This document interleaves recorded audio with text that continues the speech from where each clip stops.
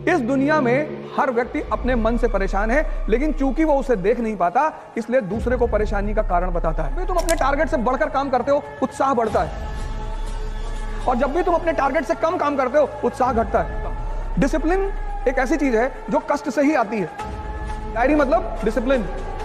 तो ये काम करो, डायरी बनाओ और अपनी स्टेमिना को अपने हिसाब से आगे बढ़ाते चलो। तुमसे खेल रहा है और तुम उसको मजा दे रहे हो, तुमसे मजा ले रहा है, कभी तुमसे कह रहा है हिंदी रामधारी सिंह दिनकर बहुत बढ़िया। तुम्हें अपने उस मन को मजबूत करना पड़ेगा। वो तुम्हें बार बार भटका रहा है, उसे मजबूत करना है किसी भी कीमत पे।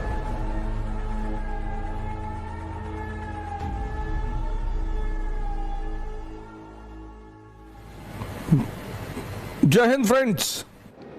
आज की जनरेशन को, आपकी तो जनरेशन थोड़ी सी आगे निकल गई, अब जो आ रही पीछे, इसका नाम रखा मैंने मैगी जनरेशन। 2 मिनट। तुम्हें मैंने यही तो कहा, तीसरा जो मेरा पॉइंट था वो यही था कि हम सारा काम इसके बल पे करते हैं। कौन भटका रहा है? परिस्थिति कुछ नहीं आती इस दुनिया में। अगर सबसे ज्यादा परिस्थिति खराब किसी पर सामने आई तो अब्राहम लिंकन,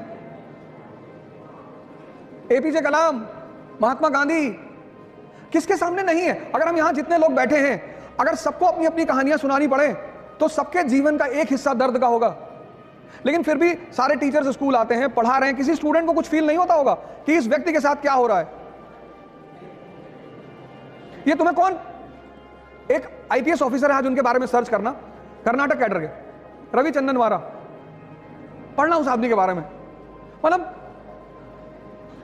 जमीन के नीचे से शुरुआत करता है वो आदमी, और एक कर्नाटक कैडर का आईपीएस, और ड्रीम तो पता नहीं क्या क्या है। तुम्हें अपने उस मन को मजबूत करना पड़े। वो तुम्हें बार बार भटका रहा है, उसे मजबूत करना है किसी भी कीमत पे। सर मेरा नाम आकर्षित दीक्षित है। सर एक बहुत छोटा सा क्वेश्चन है सर। हाँ, सेल्फ डाउटनेस कभी लगता है पहाड़ पर टाल डालेंगे दुनिया हिला देंगे, ताकत उठता नहीं कभी, तो कभी कभी ऐसा लगता है कि क्या हो, उसका बता। नहीं, तुम अपने आप को कब, आज तक कभी आंख बंद करके अपने आप को समझने की कोशिश की? कितनी बार? 1 घंटे आंख बंद करके बैठते हो? हाँ, मैंने सुन इस बात को, बहुत अच्छी बात है। कहता कभी कभी मन होता है कि पहाड़ उठा लेंगे, और कभी कभी पत्थर नहीं उठता हाथ से। कितनी अच्छी, कितनी ईमानदारी से आदमी बात कह रहा है। तो सुनो क्या होता है उसमें। ये जो तुम्हारा सबकॉन्शियस, ये जो सारा ये मन ही तो है। हाँ, वो ऐसे चलता है, ऐसे पैराबोला बनाता है, ऐसे विचार फेंकता है, विचार। बस बस बस बस इसको पकड़ लो। कबीर ने कहा कि जो व्यक्ति अपने मन को अपना गुलाम बना लेगा, बस वही इस दुनिया पर राज करेगा। क्योंकि जैसे तुम्हें 4 बजे उठना है, अब तुम्हारी नींद खुली 4 बजे, अब इसने तुमसे क्या कहा कि 5 मिनट और। इतनी ठंडक में कौन उठता है? नेहरू जी 11 बजे सो के उठते थे। तुमने एक बात इसकी गौर की, जो काम इसे तुमसे कराना होता है उसके लिए बड़े अच्छे अच्छे एविडेंस देता है। ये कोई सिगरेट पीता है तो उसे कहता है नेहरू जी भी पीते थे, स्टालिन भी पीते थे। अरे स्टालिन नाली का पानी पीता था, पियोगे? बस जैसे ही तुम्हारी 4 बजे नींद खुले और ये तुम्हें राय देने लगे, उसको राय को पकड़ लो तुरंत कि अच्छा हम ही को समझा रहे हो। इस दुनिया में हर व्यक्ति अपने मन से परेशान है, लेकिन चूंकि वो उसे देख नहीं पाता इसलिए दूसरे को परेशानी का कारण बताता है। तो अगर तुम 4 बजे उठ सकते हो, अगर तुम अपने आप को डिसिप्लिन कर सकते हो, मतलब तुम ताकतवर आदमी हो। हाँ सर, हटा देंगे। बस धीरे धीरे करो, 1 साल लगेगा। 14 साल में भगवान राम भगवान बने थे। मतलब भगवान बनने की विधि 14 साल है, 14 साल करना पड़ेगा। 1 साल में आईएएस, तो जितना साल बढ़ा, 20 साल कर लोगे तो पता नहीं ब्रह्मांडी तुम्हारे कब्जे में रहेगा। तो इस देश में तुम संत रविदास को सुनो, मन चंगा, मन पे बात कर रहे हैं। तुलसीदास ने क्या कहा? जाकी रही भावना जैसी। ये मन तो तुम्हें हर बार, तुम्हें शादी नहीं करने देगा।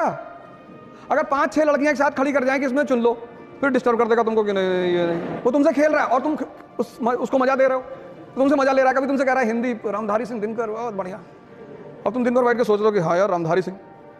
यही तो मैं कह रहा हूं, डिसीजन लेना है तुरंत।